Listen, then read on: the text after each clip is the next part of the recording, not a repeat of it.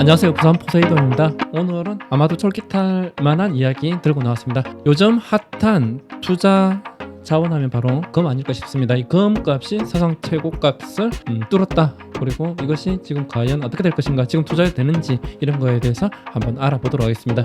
저는 경제 전문가가 아니기 때문에 아주 간단하게 소개해드리고자 합니다. 긴 방향에 대해서 좀 알아보는 그런 시간, 그리고 지금 어느 정도까지 내리고 어느 정도까지 오를지에 대해서 간단하게, 그리고 그 전에 배경, 왜 금값이 오르게 되었고, 그 다음에 금값은 또 언제 또 내리게 될지, 이런 것까지도 한번 알아보도록 하겠습니다. 그러려면은 우리는 모든 자산은 버블이 끼게 되고, 이 버블이라는 것은 사람의 심리와 함께 맞물려 가기 때문에 사람 욕심, 심리, 그리고 투자 행위로 이어지게 되고, 거기에 대해서 또 상승을 하다가 매우 높은 상승을 보이고, 그 뒤에는 매우 높은 폭락을 보이는 이런 버블을 겪게 됩니다.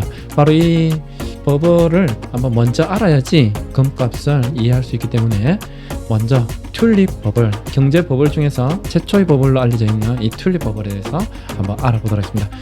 경제 위기, 금융 위기, 최초의 금융 버블, 이렇게 불리기도 합니다.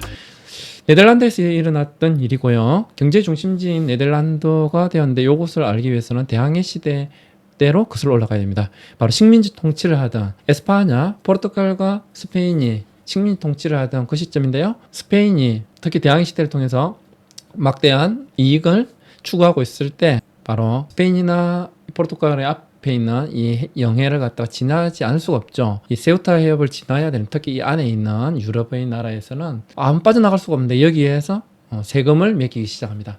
가장 최강의 무적함대 에스파냐, 이 스페인이 매기는 세금, 어떻게 안 낼 수가 없죠. 그럼 스페인은 어떻게 이렇게 막대해졌는가? 이 유럽에서는 가장 암울한 역사라고 해야 되나요? 이슬람에 의해서 지배를 당할 때였습니다. 이것을 갖다 구해줬던 단 한 나라가 있었는데, 그것이 바로 스페인입니다. 그 현명한 여왕이 정략 결혼에 비슷하게 이렇게 하는 그런 과정도 있는데요. 어쨌든 그런 과정에서 동스페인과 서스페인이 합쳐지게 됩니다. 이 합쳐진 에스파냐는 큰 힘을 얻게 되고요.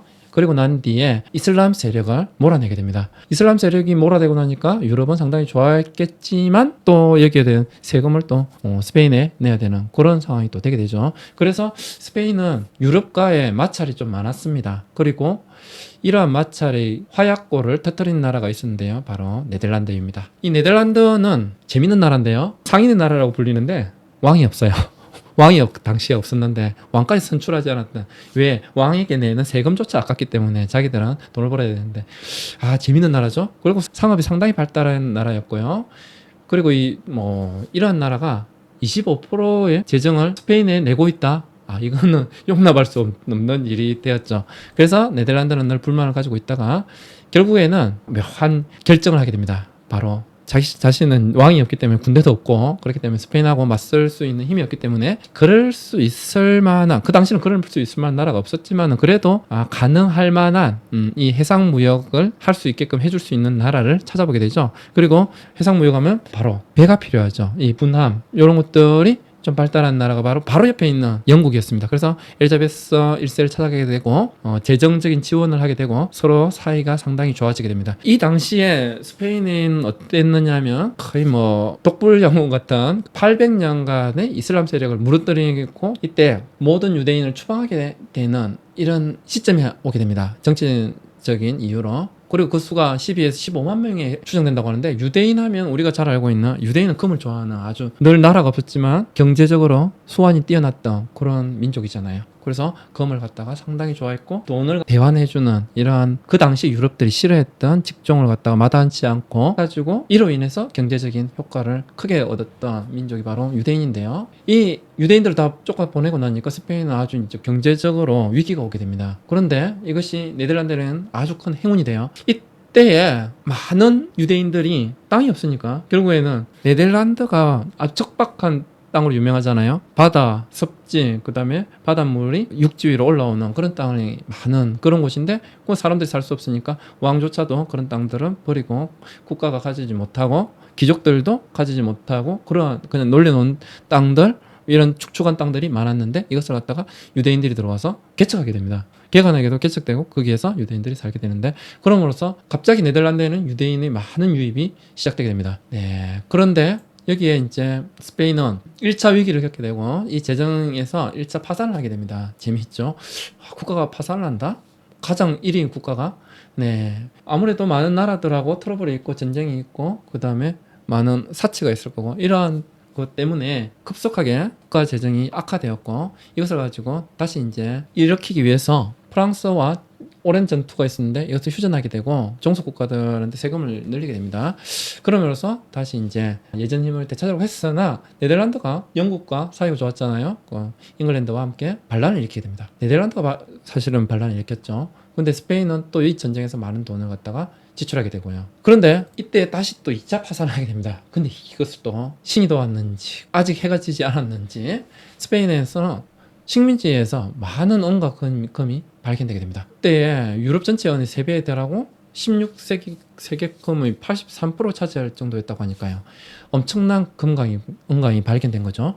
여기에서 다시 또 스페인은 경제적으로 여유를 얻게 되는데요. 하지만 이 네덜란드가 끝까지 발목을 잡게 됩니다. 80년간의 독립전쟁을 벌이게 되는데 이때 결국에는 잉글랜드의 도움으로 스페인의 독립을 인정받게 되어버립니다. 바로 이 당시에 스페인과 영국이 한판 벌리게 되죠. 이때 스페인은 무저감되는 쓰라린 패배를 안게 되는데요. 이 당시에 뭐 반 이상이 배가 부서지고 54척의 배만 기한했다고 하니까 이건 군함들이거든요. 엄청난 군함들이니까 엄청난 비용이 들어간 그런 함대인데 영국의 함대와 그리고 뭐 어선 같은 뭐 해적들이 타는 그런 어선 뭐 이런 배들과 전투를 했었는데 지게 되죠. 이게 바로 칼레 해전입니다. 그 유명한 여기에서 스페인은 아예 그냥 다시는 일어서지 못하는 엄청난 패배를 하게 된 거죠. 그래서 펠리페 2세는 결국엔 대규모 파산 선언을 하게 되고 이제 스페인은 아예 해가 지게 돼버립니다. 그리고 해가 지지 않는 나라 영국이 뜨게 되죠. 이때의 네덜란드는 경제적으로 엄청난 부의 이점을 얻게 되는데요. 이 당시 때 청어절임 사업이 엄청난 상업의 수완이 되었습니다. 통절임으로도 만들되고요. 이것을 가지고 나중에 동인도 무역회사라는 우리가 잘 알고 있는 주식회사죠. 주식회사를 처음으로 만들게 되는 계기가 되기도 합니다. 바로 이러한 엄청난 부를 지게 되는 네덜란드에서 이제 돈이 유입되었고요. 유대인의 돈도 유입되었고 그 다음에 상업도 발달되었고 식민지도 생기게 되고 그리고 많은 자본들이 축적해지고 되고 동시에 귀족들이나 부자들은 자신의 부를 과시하게 됩니다. 이것이 바로 이 당시에 기술과 부가 만나면 큰 경제 버블이 일으키는 경우가 많습니다. 그래서 버블닷컴 아마 아실 거예요. 인터넷이 나왔을 때 닷컴 버블이 있는데 바로 이러한 것들 또는 우리가 지금 현재 겪고 있는 메타버스나 AI 특히나 지금 AI 버블이 상당히 많이 끼고 있는 시점이죠. 바로 이러한 것들 전기차의 버블은 벌써 시작되었었고요. 그리고 보급화가 된과 동시에 아마 버블은 급격하게 아마 사그라지게 될 거예요. 그러한 것들이 있는데 바로 이 네덜란드에서는 튤립이 바로 이 버블의 시작점이었습니다. 많은 귀족들이나 부연 상인들이 경매를 통해서 튤립 구근을 정서로 구입하게 되고 이것을 갖다가 선물을 아마 토대가 되는데요. 바로 이 경매에 참여하게 되고 10에서 20 가우드하던 튤립 구근이 결국엔 36년 11월 15일 6개월 만이라고 하는데요. 대략 그 사이에 그리고 47가우드 그리고 23일에는 무려 200가우드까지 됐다고 하는데 엄청나게 비쌌고 그 다음에 황제라고 불리는 비싼 튤립이 있대요. 그 튤립은 그게 몇 개만 가지고 암스테르담에 주택을 사러 갈 수 있었다고 하니까 어마어마하죠. 야 이게 말이 되나 싶은데 엄청 거의 10배 이상의 그런 가치가 폭등하다가 어느 한날 한순간 그냥 다시 원점으로 돌아오는 폭락을 겪게 됩니다. 엄청나죠. 이것이 무려 11월부터 3월까지 일이니까 거의 요 6개월 만에 있었던 버블입니다. 그럼 이 버블은 원인들을 본다면 이런 것들이 있을 거고요. 이렇게 상승했던 가파른 그 각도만큼 다시 가파르게 내려오는 것을 볼 수가 있죠. 튤립 버블은 좀 투기 시기가 좀 짧았어요. 그 짧은 이유에 대해서 살펴보자면 원래 생산량이 제한적이지 않았던 식물이고요. 대량 생산이 가능했어요. 그러니까 이것은 가치로 본다면 큰 가치가 없는 거죠. 그리고 일반인과 서민들의 유입이 많았는데요. 투자자들이 계속 유입이 들어와야 되는데 큰 부자들이 연끌을 했던 이런 연끌이 나쁜 것이 아니고 서민들이 마지막에 자신들이 가지고 있는 자산의 하락을 보면서 그것을 갖다가 등하는 상품에 대해서 자신들이 성취하지 못한 이런 아쉬움과 그리고 두려움 이런 것들 때문에 결국에는 연끌 자본들이 마지막에 들어오게 되는데요. 우리가 부동산에서도 많이 보셨을 거예요.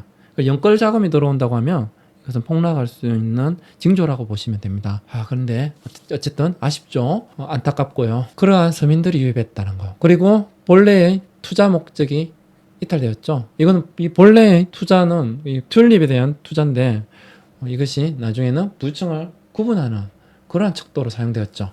이런 것들이 목적이 필요 없는 것에 사용된 것이고, 그리고 생활 동떨어진 원래 가치가 낮았던 재화입니다. 튤립은 별 필요가 없죠. 먹을 수도 없고 이거 어디 뭐 보관도 어렵고. 그 다음에 세력들이 장기간 지속적으로 관리가 어려운 상품이었습니다. 왜냐하면 갑자기 대거 유입된 자본의 양, 그것을 세력들이 계속 관리를 할 수 있다. 언제 이탈할지, 언제 더 오를지 이런 것들을 세력들이 자기들의 돈으로 관리하기, 감당하기 어려운 수준까지 와버렸기 때문에 이거는 그냥 세력들이 그냥 대거 이탈하게 돼버리는 계기가 되는 것이죠.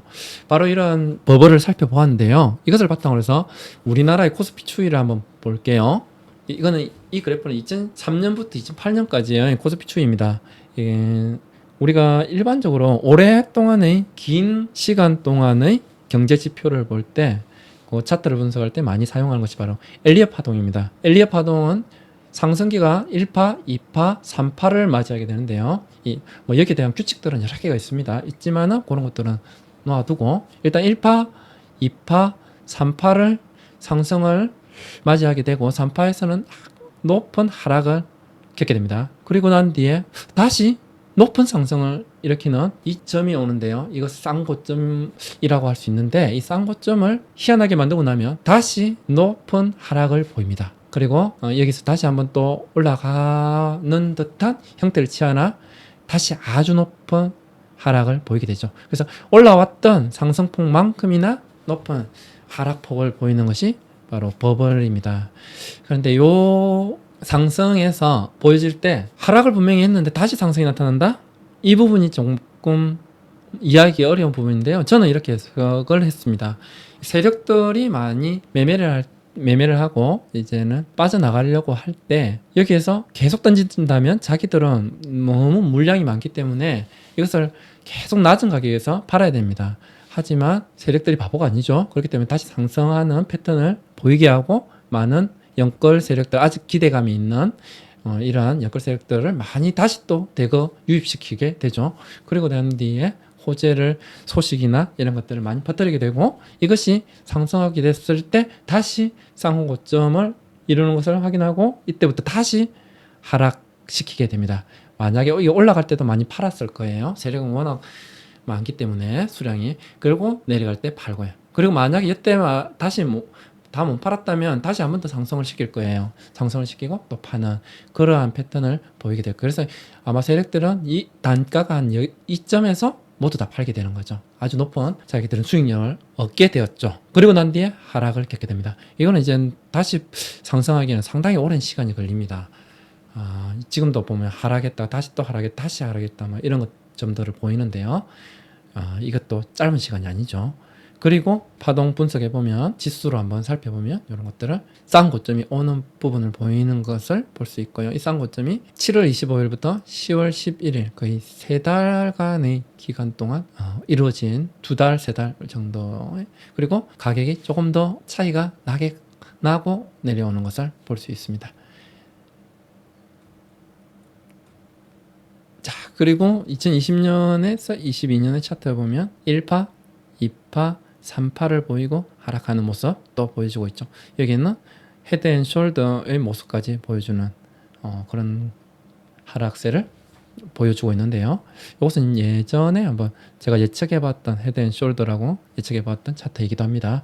자, 그런데 여기에서는 조금 특이한 게 1파, 2파, 3파를 가고 난 뒤에 쌍고점을 만드는 게 아니고 3파점에서 이 근처에서 쌍고점을 만들었던 걸로 제가 예상해 보는데 이때는 이 버블은 갑자기 생긴 버블이죠. 바로 그 코로나 버블이라고 볼 수 있는데 이때 생겼던 차트라고 볼 수 있겠습니다.